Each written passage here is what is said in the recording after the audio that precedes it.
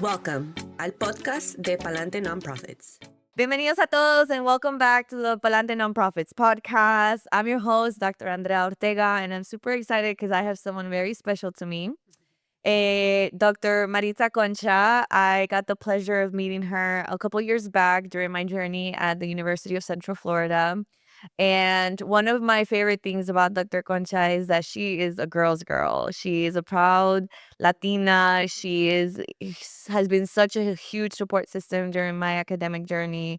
And her and Dr. White Jones, which hopefully we have her one day here, were really integral into me getting my PhD. And aside from that, when I was laid off of my Tech for Good job, which you guys have heard me talk about in my podcast, I remember calling her and I remember her being like, "Great, I have jobs for you." And I will forever be thankful to how she has championed for me, how she champions for nonprofits across all of Central Florida, because how lucky am I that I got to work during those couple months with capacity building in for organizations here in Central Florida. And Dr. Concha is a lecturer and expert in nonprofit management.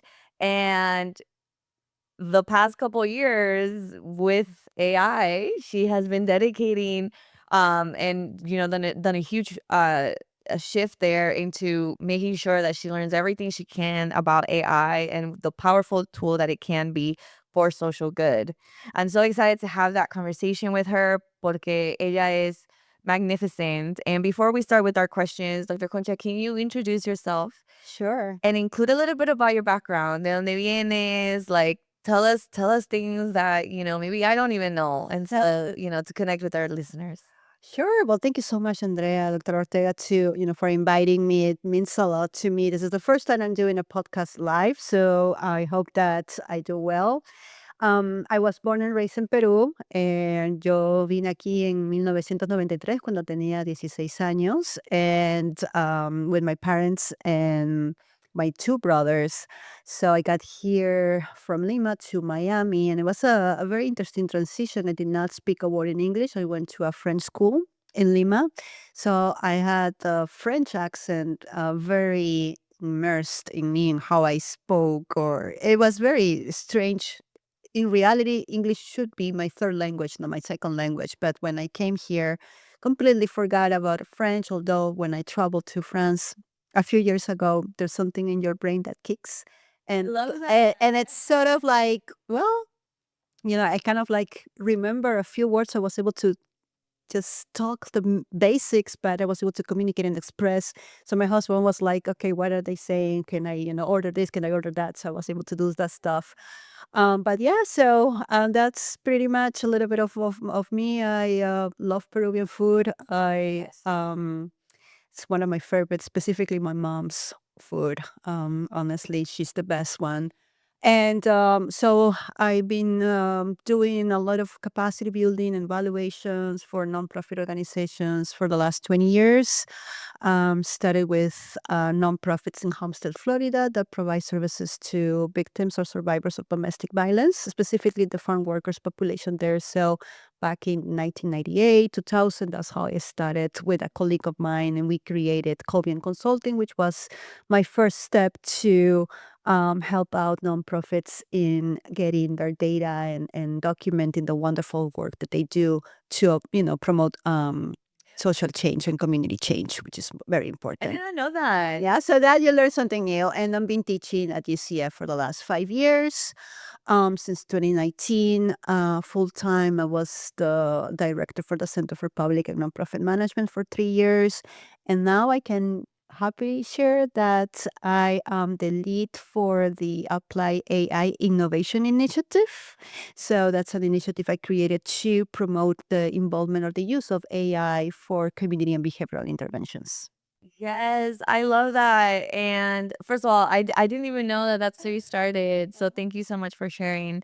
Creo que es súper importante. La verdad es que no he tenido muchas historias de aquí de migrantes así como yo. So me siento muy honored to have you here today porque la verdad es que yo llegué fue a los 8 años y even a esa edad, like, me acuerdo decirle a mi mamá, like, yo no entendía ni papa, ni pollo, ni perro, like, yo no entendía y también, pues, creciendo, like, my parents didn't speak English, teníamos que traducirle, you know, like, the menu, like, qué podían ordenar, qué podían todo eso, and, like, Going to the doctor and being like a 16-year-old translator when you go to the doctor, that may be not a good advice, quite honestly, because we were minors, so we don't know much about what's going on with the medical field. oh my God. But yeah, I didn't even remember that, but yeah, you end up pediatrician and having to translate everything. That makes so much sense. But aside from that, now we're both doctors. And you paved the way for me to get my PhD. So I'm forever thankful for you. And I'm so super excited because when, you know, the AI definitely like when it launched, right, in 2022, like ChatGPT became this thing. the same way. Como muchas cosas que pasan y que cambian, you know, when Google was invented and when it became a thing, like it transformed the way people worked, the way people studied, the way people did things. And I think ChatGPT came to do that. And there's a lot of places, academics or even corporate, that if you don't learn to implement it, you're going to fall behind. Exactly. And you said, I'm going to learn this, right? I'm gonna learn. The thing with me is that I really like technology and I want to be up to speed. And where that technology is, I think that you just need to adapt. Do not resist it. Adapt and see whatever you can do to fit with your passion and what you're doing with your field, right? Study or, if you're a practitioner or if you are, an economist, a nurse, it doesn't matter what background you have. It is something that you can even apply in every day. Yeah. So if you have ever think that AI is something difficult, if you have an iPhone or if you have an Android, you've been using AI for a long time with Siri, with Alexa, through Amazon. That's the beginning of it. So that's the beginning of having a chatbot on your cell phone, or like Siri plays this music or Siri calls somebody, right? So it's already been there. So it's not really something new, but technology is going very fast and there's so many different apps and things that we can utilize to increase our productivity, but also reduce our time that we put into, so we can dedicate our time to other things that the technology can do it for us. Oh my God, I love that. And I did have the pleasure of attending one of your presentations on yeah. And that was really cool. But let's jump into our question. So AI is definitely sometimes associated with big businesses, big processes. People are intimidated, especially in our sector, with technology. Can you tell me a little bit about how you identified the role that it's going to play in nonprofits and why you're so committed to it? Yeah, so I think that the role of AIs for the nonprofit sector, we need to talk within the areas of nonprofit management, for instance, right? And how we can utilize AI specifically maybe for marketing or for, social marketing efforts, right? So there are so many applications that you can use to converge from text to image, from text to videos, have different types of subtitles. If you have a community that speaks different languages, then you can definitely utilize the interpreter or translation services from an AI, app, and then have them automatically done. So it's something that it's like I said to all my students and my training participants, don't be scared to jump in. Most of the apps that we are seeing have a free account, so you don't have to spend money right away. One of the things that I strongly recommend, that if you're using a free subscription, for instance, one of the things that you need to be very careful is that some of the information that you put into this may be feeding the algorithm.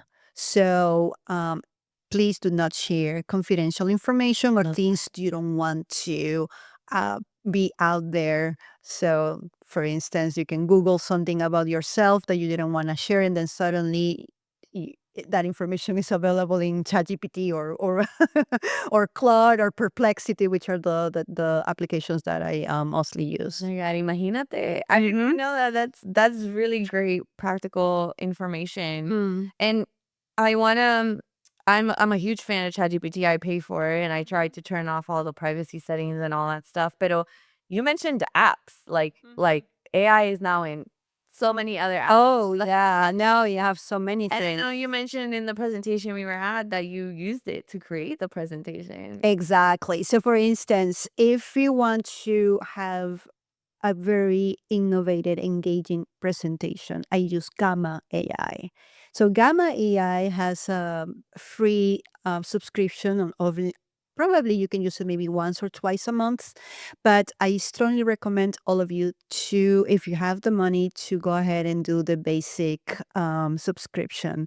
What it does is that it helps you create PowerPoint presentations that are entertaining, that are engaging, but it still is your content.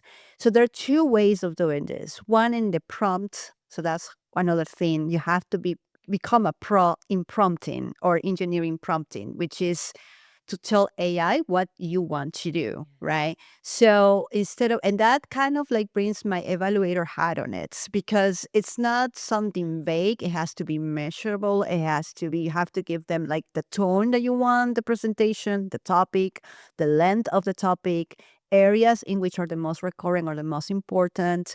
Maybe like give them 10 to 12 slides so the AI will know specifically what you're looking for, right? So those are some of my my recommendations. Start practicing prompts because if you do the prompts that are very abstract, that's what you're gonna get from AI, and it's not gonna be useful. And you get a lot of misinformation because AI will try to fill in the holes and will sometimes make things up. Exactly. And so I will say becoming a prompt engineer, I didn't even know that was a word. I love that. It's super important. And when I often get asked like, well, why do I need to hire a consultant for strategic planning? I can just tell ChatGPT to write a strategic plan. You absolutely can. And it's not going to spit out what you need because I'm the one who knows what to ask. Correct. I probably will use ChatGPT to help, but after we do an organizational assessment, after we know what your needs are, and after we're able to tell, the bot, like these are the areas you need to be specific, the measurable part, it's just gonna make up measures that you probably don't even have in your organization. Exactly. Yeah. Exactly. But what you can do is like I use AI to generate ideas. Yeah. You that's the best advice that I can give everybody to generate ideas. I think one of the things you have to be very, very careful is that it's not if you just tell AI to do a strategic planning or SWOT analysis, it's going to give you something very genetic, like what you were saying, that is not aligned with their mission. However, if you have a paid subscription and you have your own SWOT analysis, you can submit that SWOT analysis knowing and let them know what your mission is. And then it's going to give you some very good feedback. Yes. So that's another level, right? But definitely that's one of the things that I will recommend to all the listeners here. Yeah, so you actually touched on on a lot of our questions. So before I go deeper into one, can you tell me how the Applied Innovation Lab, like what are your hopes to do with that? Oh my God. So I'm so excited about this initiative. I think it opens the door for so many things. And coming from a nonprofit management field and background and getting into AI, it's not an easy thing. I started to play around with AI more with my field of study and specifically with community participatory action research. So I did a couple of focus groups last years with farm workers in Immokalee and Mayaca, which is the east part of Florida. And I wanted to see how hurricanes or natural disasters have affected their lives, specifically with renting their trailers, and to see what outcomes have come after the disaster and what is their current situation, right, based on the services that they receive or the assistance they receive. So I created or co-developed this entire project with a community advisory board because I wanted the community to be part of this every single aspect of it, right?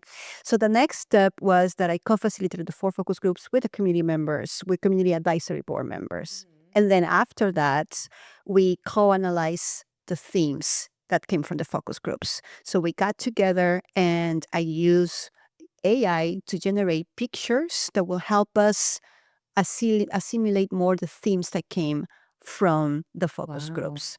So that was step 3. Step 4 had to do with how we can create, based on those images, as 2 stories and create some sort of like an intervention so we can educate farm workers of what they have gone through and then what things they can do to better prepare before, during, and after And hurricane. this was this a cartoon? That's the cartoon. I tell people about that all the time. Yeah, that's the Can you cartoon. share with the audience what the cartoon was? Yeah, it is a graphic novel, and it's sort of like for all our folks in Latin America, it's or Spanish speaking, like Condorito, like those comiquitas, like those down in the days, back in the days in when we used to do, like those comics for La Pequeña Lulu or Mafalda, Matilde. I think Mafalda, Matilde. I don't even remember, from Argentina. Condorito sí lo conozco. Condorito. Anyway, so I wanted to do something that the community actually could use it, but it's also representing what the story that the community has allow us to document. So after creating all those, the stories with the images, I came back home and I decided to see what can I do using AI to create that comic style storytelling. So I use Llama AI, which is very expensive. I have to subscribe. But it was amazing. I mean, I had the story written in my WordPad, and I started to convert the story into prompts. Yes. So it has like maybe 12 to 14 pictures telling the story, but each picture has their own prompt. Yeah. So the good part is that it tells you a cohesive story based on research. Once again, this is not that I ended up doing something because out of nowhere I wanted to create a comic. It's based on research. So so that's one of the things I did. But the most important thing is playing with prompts, because AI had something very unique. I was telling AI how I wanted the character to look like, because even that particular scenario, that particular piece came from the community. They pretty much told me, I want someone that looks like me, someone that works in the field, someone that Absolutely. and when I say that, physically looking like them. So they went and they gave me specific details. So it was very specific when I was writing the prompts. But guess what? The AI turned out that every time I had this character called Carmen, I was telling AI to have Carmen very conservative looking, with her husband and the 2 kids, and kept giving me Carmen, very sexy Carmen, for some reason. And I was thinking, where in the prompt says sexy? Like, Yeah. I'm trying to say conservative with the same, with the, maybe a long dress, but then it ended up having a short dress afterwards. Yeah. So you have to play around until you get what you want. It's not an easy thing to do, that's for sure. Yeah. And then you have all the, I guess, the things that AI needs to get better, which is having a baby with 3 legs, 6 fingers, and then you still have to have a graphic designer to help you delete those extra additional body parts that AI doesn't do a good job with it. Wow. Well, and people might not know this, but I've had the pleasure of putting together trainings and instructional design videos, and not just AI, but technology itself follows a lot of bias, stereotypes, and it's racist. Like, if you type "give me a woman leader," it'll probably give you a white woman. That's just the reality. Like, and I'm sure they want to be seen like, morenitos, standing in the sun all day. One actually wanted, they wanted like a trieño, morenito, but then another one was like, they were very specific. I wanted indigenous looking women. I love that. Indigenous looking women. So they even, it's like a little bit chubby with the name that has to be indigenous from Mexico City, and the daughter, she's a single mom. So all the things that they could relate. Absolutely. So when I presented the graphic novels back to the community advisory board, they were like, bingo, you just did it. I see myself there. That's me. Did you measure like the success of the cartoons? Like how was the result and response of the community? Not yet. We are in the process of getting it back to the community at this point because there were some delays with the funders, but we were able to get this approved Oh my. by the funder to be able to disseminate this with the nonprofits. Well, and I wanted to bring up a good point because I don't get to talk about this often. We talk nonprofits a lot, but people don't really know that the reason I'm not in academia is because I'm a practitioner at Yeah. heart. Because Dr. Concha, you just got your research to the people who need it the most. Exactly. And I struggle so much with writing academic articles, researches, and journals, like two journals that the people I care about are never going to read. True. Do you get what I'm saying? Like, oh, okay, I get to help another academic professor with his research in the future in said university, but the people I want to help are on the ground doing it. Mm-hmm. And that is a perfect example of how academia, like to me, can bridge the gap with the people who need it the most. Exactly. Because you took your research, you're presenting the results of your focus groups in this beautiful cartoon, Mhm. that you're giving back to them. Exactly. And sure, you'll write the journal and the article and whatever, Yeah. but like that's where I struggle a lot with academia. I want the people on the ground who actually need this information to be able to use it and access it. And so kudos to you for doing that Oh, because that's so important. And I have a really deep love to the farm workers of Florida. It's interesting because my careers have both always overlapped with them. When I was at UF starting my journey, we would tutor the children of migrant workers at a church in Gainesville. And I learned a lot about their long days. They can't even ship off their kids to school because they're before dawn in the fields. And, they would pick up their kids after the sun goes down in our tutoring. And there's a lot that we don't take in consideration about the sacrifices they made to put in our table.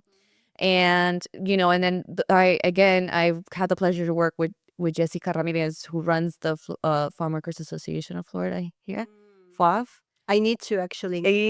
First of all, she's amazing and she has a beautiful story. I need to get her on this podcast. She came here 10 years ago and she started at FWAF as a campesina and now has worked her way up to executive director of a 2 million plus organization. Yeah.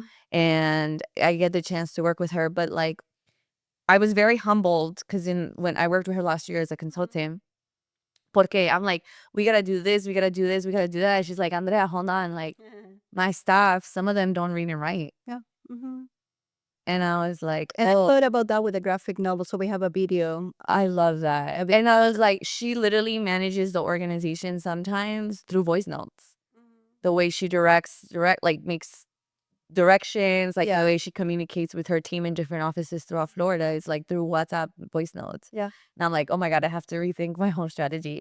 But I learned a lot and I was very humbled by like how she runs that organization. And it's not a small organization. They have 14,000 members registered with FWAB across the state of Florida. And so thinking about what you just said today, like they were heard, right? They were heard about how they wanted the information given to them. Porque qué pereza, like otro town hall meeting with white people telling indigenous people what to do, like Yeah, and it's one of the things that I wanted, because every time I use community participatory action research in the work that I do is that we have research products. So apart from having the traditional reports, the manuscripts for the academic field, we give them something back because I think this is the time that they put into to have a conversation with you, to complete your survey, to spend 2 or 3 hours answering all of your questions, and they ended up with something very academic or something very technical that they will not open, they will not understand. So through this methodology, I think this is an excellent methodology that we can utilize using AI, because it gives you that opportunity to create this type of storytelling products that is going to go back to the community. They're going to be using it for preparing for a hurricane. And at the end of the graphic novel, you have a list of resources, local resources in Immaculate and Mayaca. They can actually look for if there is a hurricane going their way. So yeah, I mean, it's very interesting and I'm very passionate about it. And one of the things that I wanted to share that through AI, it took me 2 weeks to come up with the graphic novel. I love it. Only 2 weeks. I helped another colleague doing another comic book back in the days. This is like 10, 15 years ago. And it took them 6 months to do a graphic novel. So old school through photos and pictures, and they needed to have community actors. It was really it's a beautiful project that is still used these days to educate people on prevention for sexual assault or domestic violence. But once again, the whole product, it took a lot of time to develop. Yeah, well, And a lot of resources too. and things, that are happening so rapidly, especially with going on with the political climate. Yeah, you yeah. you need to get information out faster. Faster. Like I think this is a wonderful tool. So before we wrap up, and I'll definitely want you to share where they can find some of your research, maybe view the comic. I don't know if that's available for the public. But looking ahead, and how do you see AI, in the future of the nonprofit, the way they view impact, the way they engage with their donors? Like, what are some tips that you can give our nonprofits listening? Sure. So, to follow me, my initiative has a YouTube channel. It's called the Apply AI Innovation Initiative. Apply AI Innovation Initiative. So look for it in YouTube. We have a few videos for demonstration. One of them is with the graphic novel, so you can see a little bit more what it looks like. At this point, I'm not able to share it with the public, only with specific nonprofit organizations that participate in the study. But hopefully, I can go ahead and get the green light to share with everybody else. But any feedback that I have or suggestions for using AI, don't be scared. Like, use the simple things like ChatGPT. Although I honestly want to emphasize a lot, I use Perplexity AI, which is very good, and it gives you the information in a much more condensed way. Also, AI, any type of chatbot like ChatGPT or Perplexity, they translate documents for you. Yes, they do. So whatever you think you need, you can always use that. The other thing is, this is something that I use very often. It's called Notebook LM. It's amazing. It's through Google. So if you have a Google account, you can go in, and any documentation that you have that is too long to read, if you have a student or one of your kids are going to college and they have PowerPoints that they just is very tedious for them to read, put them in, upload them in the Notebook LM, and it's going to create a podcast.